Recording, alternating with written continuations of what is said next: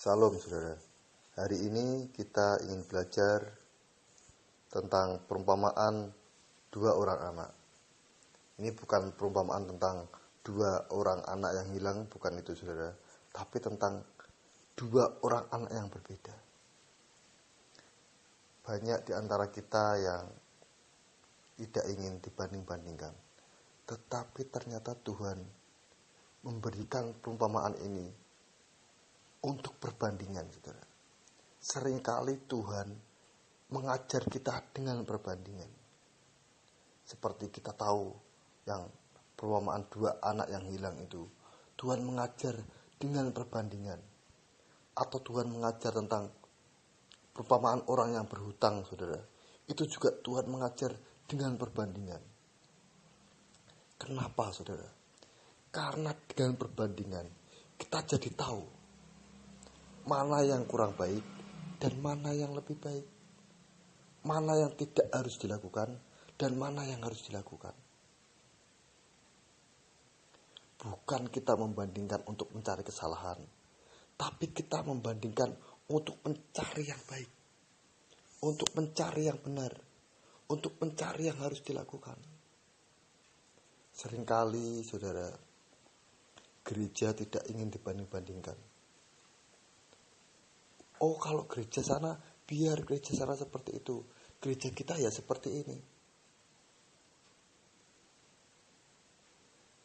Kenapa kemudian gereja yang tidak mau membanding-bandingkan itu tidak bisa berkembang? Karena dia tidak mau belajar. Banyak hamba Tuhan yang pada waktu revival, saudara, lawatan di Bogota, di Kolombia itu, saudara. Banyak hamba Tuhan dari Indonesia yang datang ke sana. Untuk apa? Mereka ingin membandingkan. Mereka ingin belajar dari gereja yang ada di sana. Dari gereja yang terdapat lawatan Tuhan. Mereka ingin belajar bagaimana mengembangkan gereja. Bagaimana supaya api lawatan Tuhan turun dalam gereja itu. Banyak wanita-wanita juga, atau tidak hanya wanita, saudara. Semua orang, hampir semua orang, tidak suka dibanding-bandingkan. Kalau membandingkan untuk mencari kejelekan, jangan, saudara. Tapi bandingkan untuk mencari mana yang lebih baik. Mana yang lebih benar. Mana yang tidak tepat untuk kita lakukan, dan mana yang harus kita lakukan. Jangan punya pikiran kalau kita dibanding-bandingkan kemudian kita tidak mau. Jangan seperti itu. Ambil hikmahnya, ambil pelajarannya. Apa yang kurang dari saya? Apa yang kurang dari kita? Sehingga kita tahu kebenaran. Kita tahu warna hitam. Kalau ada warna putih. Kalau semua warna hitam semua, kita tidak bisa menyebut ini hitam atau putih. Ini baik atau salah. Harus ada warna hitam untuk tahu warna putih. Harus ada kesalahan yang kita lihat, yang kita pelajari untuk tahu kebenaran. Oleh karena itu, saudara, kita harus belajar membuka diri, rendah hati, menerima, belajar dari kekurangan kita, dan belajar dari yang baik dari orang lain. Tuhan Yesus memerintahkan untuk menjadikan semua bangsa muridnya. Semua bangsa muridnya. Namanya murid harus belajar dari gurunya. Kalau kita gak mau belajar, itu sulit, saudara. Oleh karena itu, saudara, mari kita buka hati kita. Kalau kita gereja, kita buka gereja kita untuk belajar dari tempat lain. Mana yang benar, mana yang baik. Kalau kita secara pribadi, saudara, mari kita buka hati kita. Kita buka kerendahan hati kita. Untuk belajar dari orang lain. Agar kita menjadi murid yang baik. belajar tidak hanya harus dari orang pintar, saudara, orang berpendidikan tinggi, tapi kita banyak belajar dari orang yang lebih tua, belajar pengalaman, belajar bagaimana menyikapi hidup. Dan yang paling penting kita harus belajar dari Alkitab, karena Alkitab adalah firman Tuhan.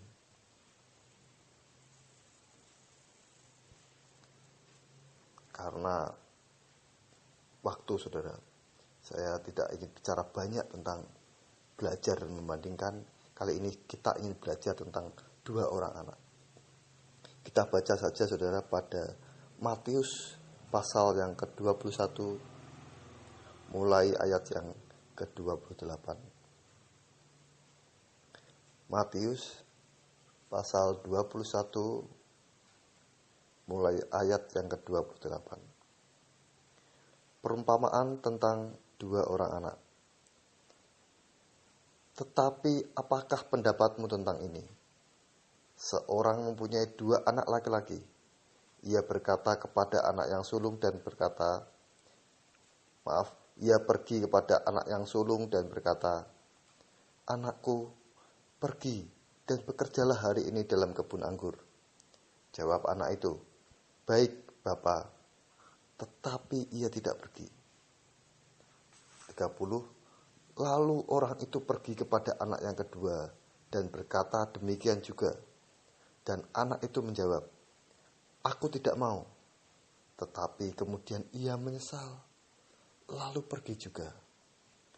Siapakah di antara kedua orang itu yang melakukan kehendak ayahnya? Jawab mereka, "Yang terakhir." Kata Yesus kepada mereka, "Aku berkata kepadamu, sesungguhnya pemungut-pemungut cukai dan perempuan-perempuan sundal akan mendahului kamu masuk ke dalam kerajaan Allah." Ini pengajaran yang sangat luar biasa. Ketika Tuhan ingatkan saya tentang ayat ini, saya langsung teringat dengan banyak orang Kristen, saudara. Betapa banyak orang Kristen yang tahu firman Tuhan, tahu apa yang Tuhan inginkan, tetapi tidak mau melakukan. Dari kecil mereka Kristen, saudara. Bahkan lahir Kristen. Dilahirkan dari orang tuanya sudah Kristen. Dari kecil mereka diajarkan tentang firman Tuhan. Tetapi dalam kehidupannya mereka tidak mau melakukan. Tuhan Yesus mengajarkan ini kepada murid-muridnya tersendiri. Ini sesuatu yang sangat penting.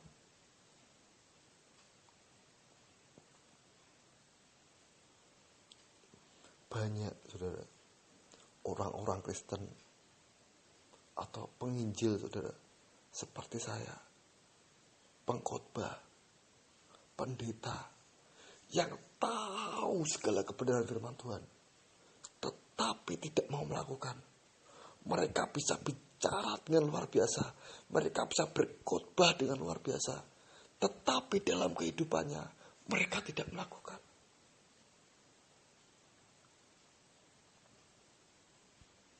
Saya pernah berkata, saudara, kalau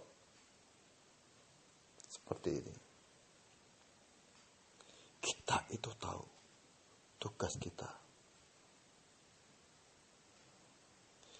Kita tahu kalau kita harus menjadi penolong bagi orang yang kekurangan di pinggir jalan. Seperti perumpamaan orang Samaria yang baik hati itu, saudara. Ada imam yang lewat, yang lihat, tapi dilewati.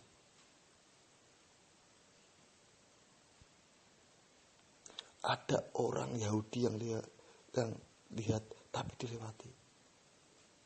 Tetapi ketika orang Samaria melihat orang itu kesusahan, dia tolong, dia bantu dengan hartanya, dia bawa ke penginapan, dia suruh orang untuk merawatnya, dia bayar berapa biayanya.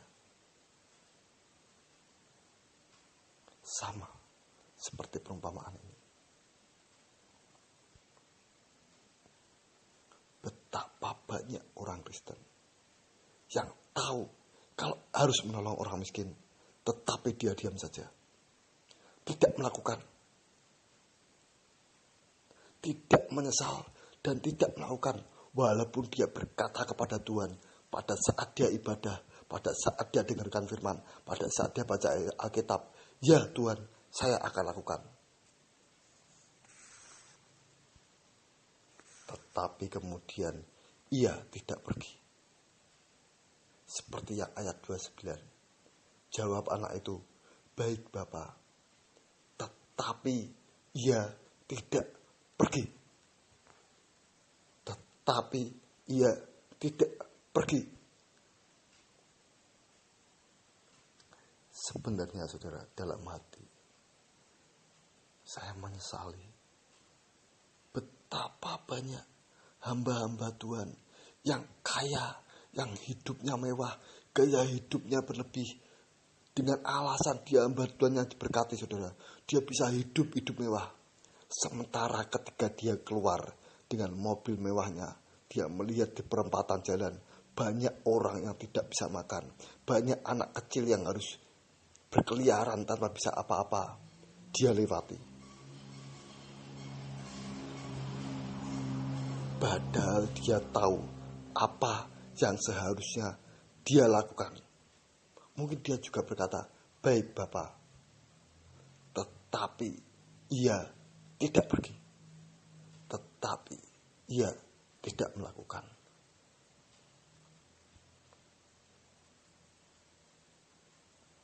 Mari saudara, saya ketuk hati nurani saudara. Saya ketuk kedalaman hati saudara. Jika saudara seorang imam, jangan hanya melewati. Jika saudara seorang Yahudi atau seorang Israel secara rohani, juga jangan dilewati.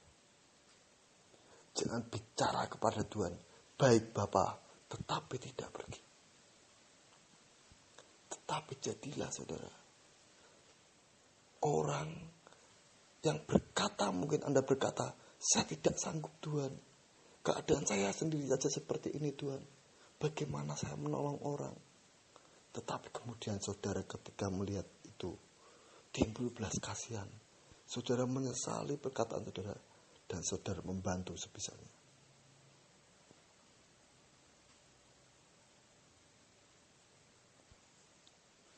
Perumpamaan ini saudara sangat luar biasa. Mengingatkan kita bahwa iman tanpa perbuatan adalah mati. Kalau saudara tahu, sebenarnya dalam seluruh Alkitab itu Tuhan ajarkan kita tidak hanya untuk beriman, tetapi juga untuk berbuat. Saya pernah dengar khotbah hamba Tuhan yang berkata seperti ini.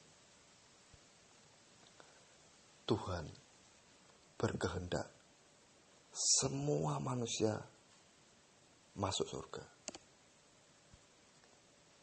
Semua manusia diselamatkan. Tuhan disalibkan menebus dosa semua manusia. Bukan hanya orang baik, bukan hanya orang yang beramal soleh. Karena kalau dibandingkan amal kita itu apa? Perbuatan baik kita kadang tidak menyelamatkan kita. Karena kasih Tuhanlah yang rela menebus dosa kita di atas kayu salib sehingga kita diselamatkan. Semua kita.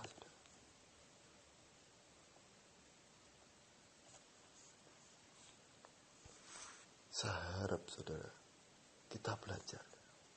Hari ini kita belajar bahwa dalam Alkitab semua itu mengajarkan kita untuk berbuat. Tuhan tidak berkehendak ada orang yang mati dalam dosa.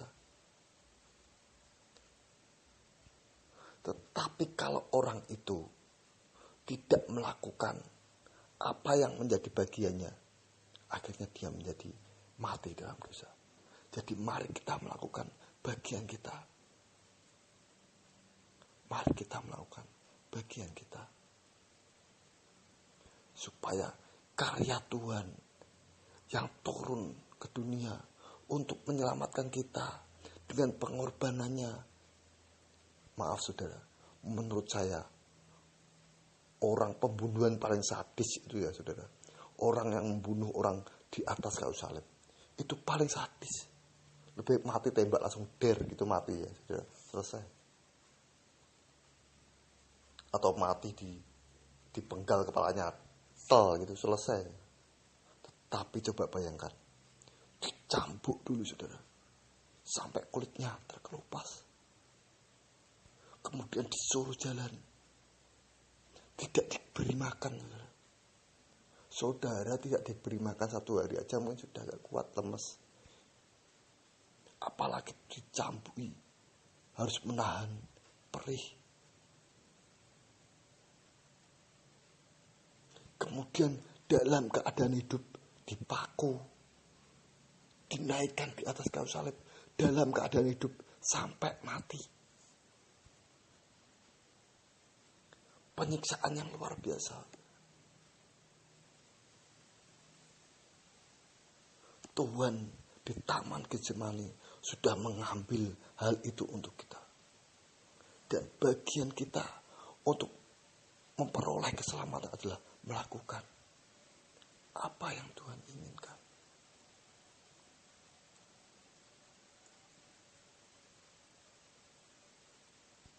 Mari saudara, jika saudara orang Kristen, jangan menjadi orang Kristen yang hanya melewati. Jangan menjadi orang Kristen yang berkata baik Bapa, tetapi tidak pergi, tetapi tidak melakukan. Jika saudara seorang hamba Tuhan, penginjil, pendeta, pengkhotbah, jangan hanya berkhotbah secara luar biasa. Saudara bisa berkata-kata, bisa membangun orang, bisa memotivasi orang secara luar biasa, tetapi hanya menjadi calo surga. Jangan saudara.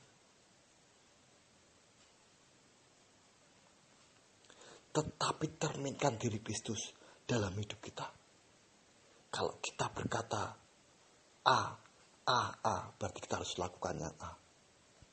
Jadi kita berkata beri, tetapi sementara kita lewati hidup-hidup mewah.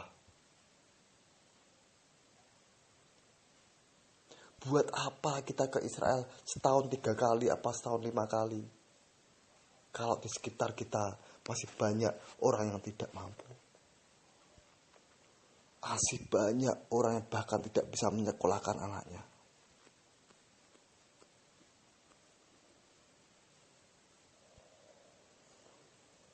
Mengasihi orang dengan apa yang kita lakukan sangat lebih berharga dari sekedar pergi ke Israel setahun 3 kali. Terima kasih saudara. Saya berharap dengan pengajaran ini kita mengerti dan tahu apa yang ingin Tuhan lakukan untuk kita lakukan. Terima kasih saudara. Sekali lagi saya katakan, jangan menjadi orang Kristen yang berkata baik Bapa, tetapi ia tidak pergi. Tetapi sekalipun kita merasa kita tidak mampu, tetapi kita bisa menjawab. Kemudian ia menyesal, lalu pergi juga.